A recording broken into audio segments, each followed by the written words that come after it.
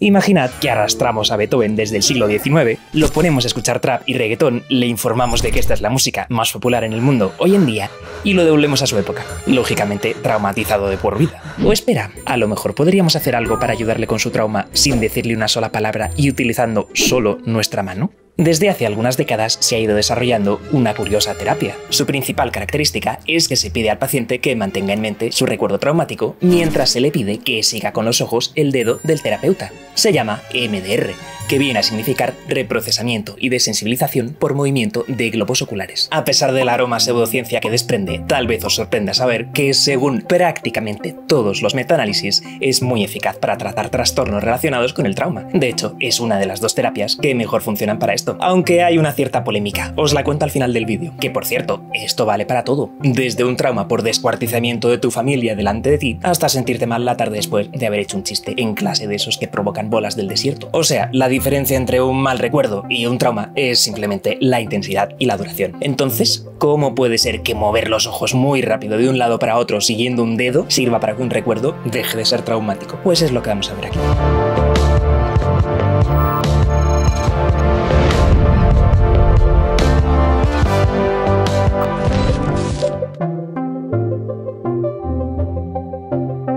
Durante el día codificamos los recuerdos separados en dos partes. La parte emocional se almacena en la amígdala y la parte cognitiva, con datos y secuencias, se queda en el hipocampo. Es ya por la noche, durante la fase de sueño de ondas lentas, cuando las dos partes se unen y ocurre algo muy importante. El recuerdo se traslada desde esas áreas subcorticales relacionadas con lo emocional a áreas neocorticales relacionadas con funciones cognitivas más complejas. Y es ahí donde se procesa el recuerdo, donde se le da un sentido y se integra en nuestra memoria autobiográfica para que pase a formar parte de nuestra vida y nuestra personalidad.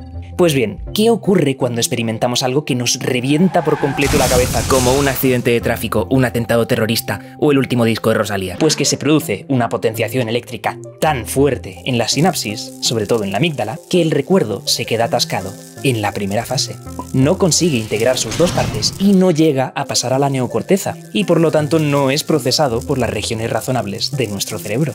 Se queda atrapado en áreas subcorticales, áreas emocionales bastante primitivas, y además queda registrado con la hiperactivación con la que se grabó en un primer momento. Así que cuando se activa ante cualquier cosa que tenga que ver mínimamente con el suceso traumático, nuestra reacción no es la reacción racional de un ser humano dirigido por su corteza prefrontal, sino más bien una reacción animalesca de miedo irracional, involuntario y exagerado. Y toda esta concepción del recuerdo como algo físico que ocupa un lugar en el cerebro, ya veremos si tiene algo de real, pero de momento sigamos.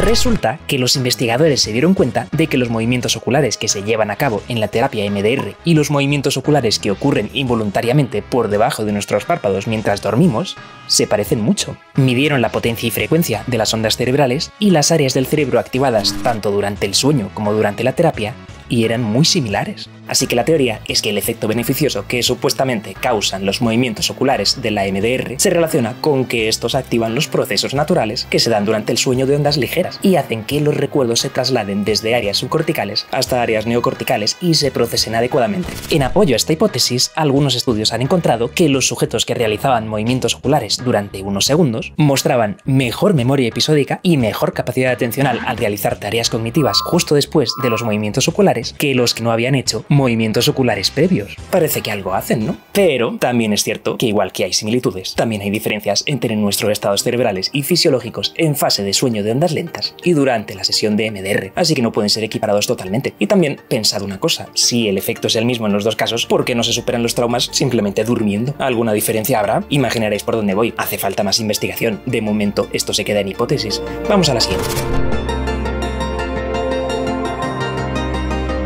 Hay otra hipótesis que dice que los movimientos oculares causan el reprocesamiento de los recuerdos traumáticos por una especie de sobrecarga. Básicamente, recordar el suceso traumático y al mismo tiempo realizar los movimientos oculares sobrecarga la capacidad operativa de nuestro sistema visual de memoria. Esto hace que lo que recordemos sea una versión degradada del recuerdo traumático, es decir, menos cargada emotivamente. Es esta versión degradada del recuerdo la que almacenamos posteriormente, y eso sería lo que hay detrás de la cura del trauma. ¿Y cómo se demuestra esto científicamente? diferente. Pues por ejemplo, comparando sujetos traumatizados a los que se inducían movimientos oculares rápidos con otros a los que se inducían movimientos oculares lentos. El primer grupo mejoraba mucho más en sus traumas que el segundo. Se entiende que los movimientos oculares rápidos son más demandantes cognitivamente para el sistema visual que los lentos, así que estos resultados apoyan que efectivamente los efectos de la MDR tengan que ver con una sobrecarga. Pero también os digo una cosa, la segunda parte de la hipótesis, lo de que la sobrecarga hace que recuperemos una versión degradada emocionalmente del recuerdo que es luego la que guardamos, eso no lo demuestran estos estudios. Y hasta que no lo hagan es poco más que un cuento chino. Y hablando de cuentos chinos, se han hecho también varios estudios en los que en lugar de utilizar movimientos oculares mientras se recordaba el suceso traumático, utilizaban otras tareas, como darse golpecitos alternativamente, hacer aritmética o incluso jugar al Tetris. Pues resulta que todas estas tareas también reducen el trauma significativamente. Y esto hizo pensar a los investigadores, a ver si todo el rollo de los movimientos oculares, que si ondas beta, que si sueño de ondas ligeras, a ver si va a ser toda una película que nos hemos montado y esto es simplemente sobrecarga y punto. Y basta con pensar en el recuerdo mientras se hace cualquier otra tarea mentalmente complicada. Pero rápidamente otras investigaciones demostraron que lo que ocurría es que las tareas de estimulación que tienen que ver con lo visual, como los movimientos oculares o el Tetris, reducen más el trauma en comparación con otras tareas no visuales, como los golpecitos en la rodilla o escuchar tonos alternativamente de un oído a otro. Algunos especulan que esto es porque los traumas se adquieren visualmente, así que coherentemente funcionará mejor una desensibilización que involucre al sistema visual.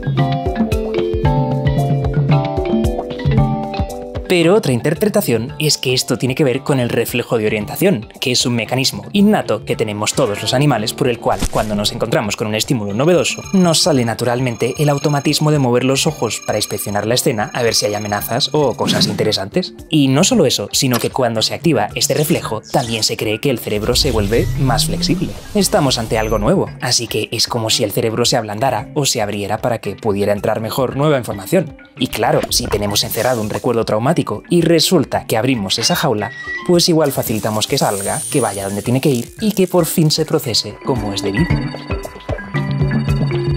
Como esto es lo mismo que consiguen los movimientos oculares y además también hay, de nuevo, muchas similitudes entre los dos estados, pues la hipótesis es que los movimientos oculares funcionan porque activan este reflejo, de la misma manera que cuando masticamos ya activamos ciertos procesos relacionados con la ingesta, aunque no tengamos nada en la boca. Pero estamos en lo mismo de antes, hay similitudes, pero también hay diferencias. Hacen falta más estudios. Hasta entonces, bonita hipótesis, pero de ahí no paso.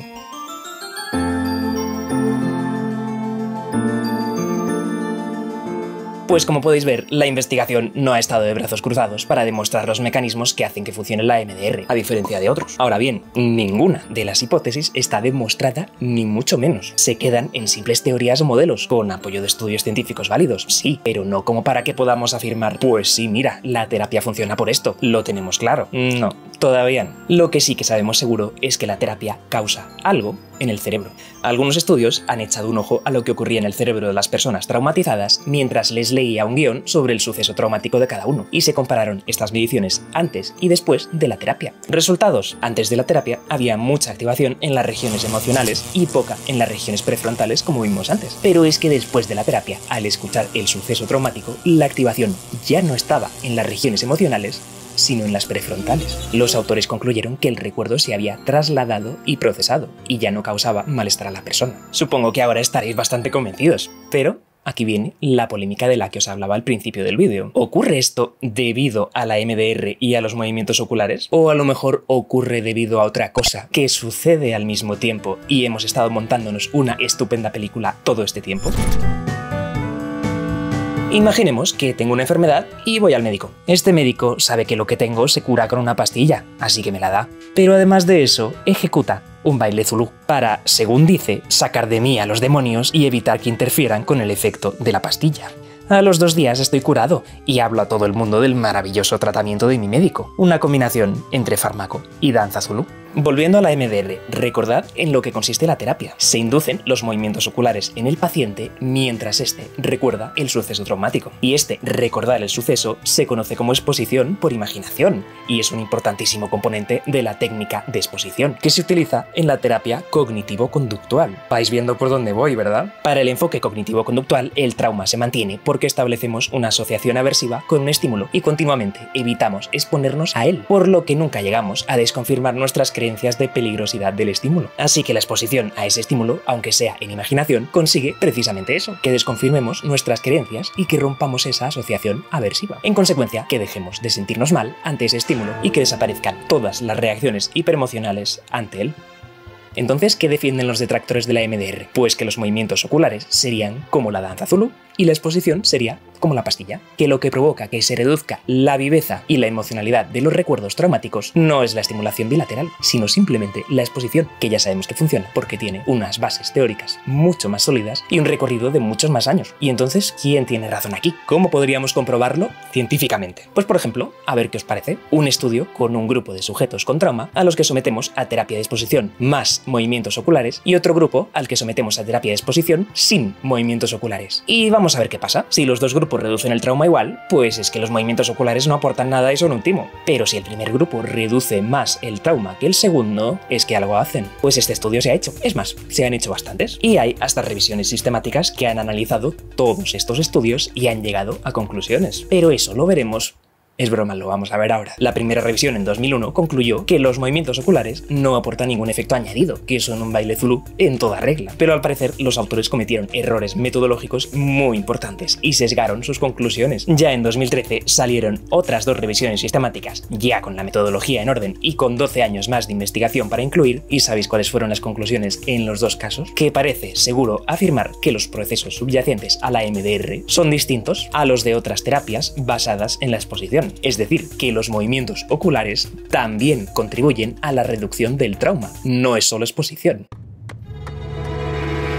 Pero no os emocionéis demasiado. Los dos investigadores coinciden también en un apunte, que sus resultados deben ser tomados con mucha cautela porque hay una baja cantidad y calidad de los estudios hasta ahora realizados. Y es cierto, hay pocos estudios realizados en condiciones metodológicas muy distintas entre sí y con muestras generalmente bastante pequeñas. Por no hablar de que muy pocos hacen un seguimiento durante meses para comprobar si los efectos se mantienen. Por no hablar del mayor de todos los problemas que, en mi opinión, tiene la investigación en torno a la EMDR, que es la validez de constructo, que quiere decir que no está del todo claro el fenómeno al cual se refieren los resultados que se obtienen en los estudios. El problema, de hecho, comienza ya antes de que se ponga en marcha el estudio, cuando se coge un montón de sujetos y se les agrupa bajo la etiqueta de trastorno de síndrome postraumático, que no es más que una caja en la cual metemos a personas con problemáticas que pueden ser muy distintas entre sí. Es decir, los problemas psicológicos de dos personas agrupadas bajo la categoría trauma pueden consistir en procesos de aprendizaje absolutamente diferentes entre sí. Si queremos saber qué hay en la caja, debemos hacer un análisis funcional